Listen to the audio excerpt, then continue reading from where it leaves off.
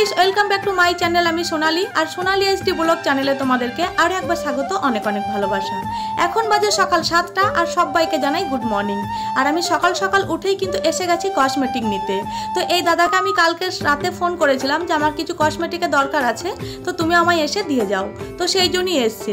আগে কিন্তু প্রত্যেক বৃহস্পতিবার বুধবার আমাদের পাড়াতে আসতো, এখন কিন্তু আর আসে না।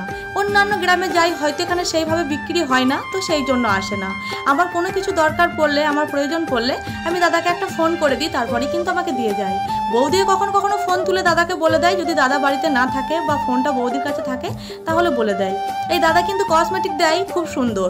গ্রামেও কিন্তু অনেক কসমেটিকের দোকান রয়েছে, তো আমি যেহেতু কুড়ে মানুষ সেই জন্য যেতে পছন্দ করি না। আবার কে যাচ্ছে দু একটা জিনিসের জন্য, তো আমি এখানেই কিনে নিচ্ছি। আর কসমেটিক জিনিস কেনা আমার খুবই কম, একটা জিনিস কিনে নিলে অনেক দিন ধরে যায়।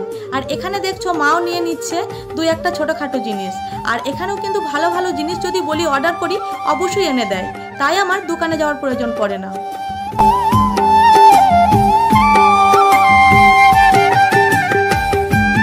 এইদিকে দেখো দুটো লাল পলা নিয়ে নিয়েছি আর এখানে দুটো সাদা পলা। তো এই বাঁধানো পলাগুলো পরতে আমার বেশ ভালো লাগে, কারণ মোটা মোটা নিলে এই দুটো যদি পরে নেওয়া হয় তাহলে কিন্তু আর কোনো চুড়ি পরতে হয় না। আর এখানে দুটো কানের নিয়ে নিয়েছি এই মুক্ত পাথরের মতো, তো এইগুলোও কখনো কখনো পরা যেতে পারে। আর এইদিকে দেখছো এটা একটা সেট নিয়েছি, তো ওটা বেশ ভালো লাগছে মোটামুটি। তো আরও অনেক রয়েছে বাড়িতে, তারপরেও নিলাম।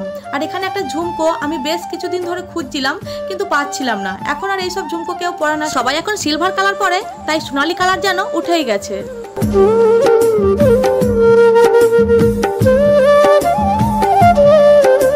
এইদিকে দেখো এসে গেছি আজকে আমি শাড়ি কাচতে। তো আমার একটা কিন্তু বরাবরের দোষ রয়েছে, আমি আগেও যখন ভিডিও বানাতাম প্লাস এখনও যখন আমি গান করতে যাই আমি কিন্তু শাড়িগুলোকে পরি আর রেখে দিই, তারপরে একবারে কেচে দিই। কারণ এটা আমার সুবিধা মনে হয় ঠিক এই কারণে যে শাড়িগুলো কেচে দিলে কিন্তু তখন আমার সাবু বা আঠা এইগুলো দিতে সুবিধা হবে।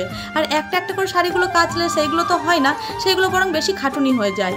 আর আজকে দেখছো প্রচণ্ড পরিমাণে মেঘ রয়েছে, আর আজকে কিন্তু আমি এসে গেছি শাড়িগুলো শার্পে দিতে বা আঠা দিতে, কারণ কালকে বিয়ে বাড়ি রয়েছে। তো সেই জন্য শাড়ির আঠা বলতে আমি কিন্তু বরাবর সাবুটাই বেশি দিয়ে আসি, কারণ অ্যারারুট দিলে আমার মনে হয় যে শাড়ির কালার চেঞ্জ হয়ে গেছে বা ফ্যাকাশে হয়ে যাচ্ছে, তো সেই জন্য অ্যারারুট দিই না। আর আমি কিন্তু ওই 3 টাকা প্যাকেট আঠাগুলো যে পাওয়া যায় সেইগুলোও দিই না, কারণ ওইগুলো দিলেও আমার মনে হয় পোষায় না আঠাতে। সেই জন্য সাবুটা একটু দিয়ে দিই, জানি একটু খাটনি হবে, তবু আমার খুব সুন্দর লাগে, বেশ ভাল লাগে।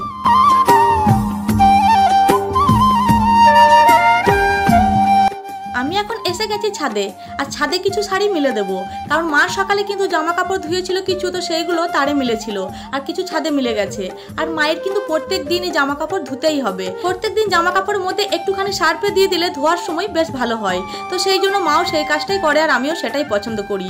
আর আজকে দেখো অনেকটা মেঘ করেছে, আর আমি আজকে শাড়িগুলো আঠা দিচ্ছি, কারণ মেঘ মেঘ থাকলে কিন্তু শাড়ির আঠাটা সেইভাবে ধরে না। বর্ষার দিনে একটা জনপ্রিয় খেলা হলো মেলা আর তোলা।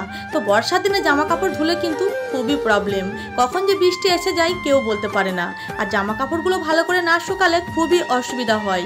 তো সেই জন্য মা আমাকে অনেক বকা দিচ্ছিল যে তোর কিন্তু রোদের সময় ধুতে ইচ্ছে করে না, যখনই বর্ষা বর্ষা লাগে তখন তো ধুতে ইচ্ছে করে এগুলো, কিন্তু কি করব, তখন তো রোদের ভয়ে আসতে পারি না ধুতে।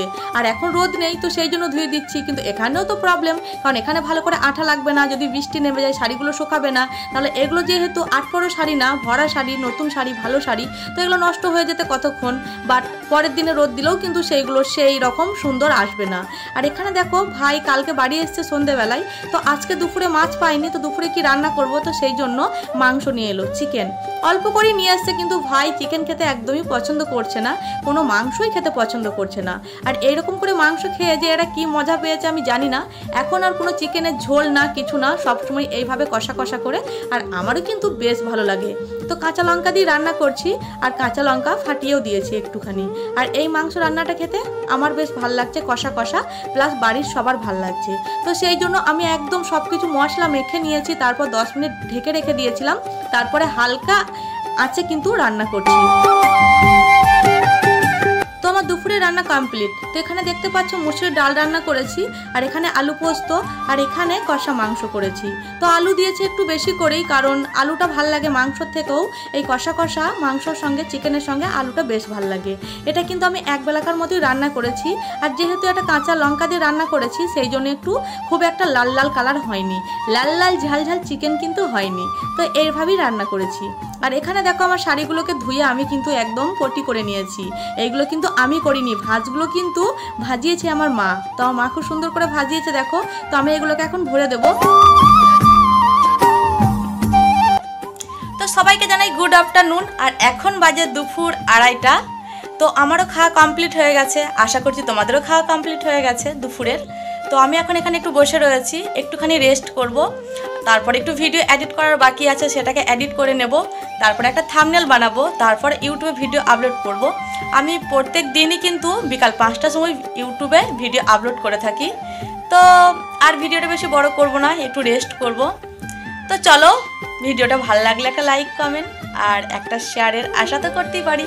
একটা কমেন্ট করো যদি ভালো লেগে থাকে।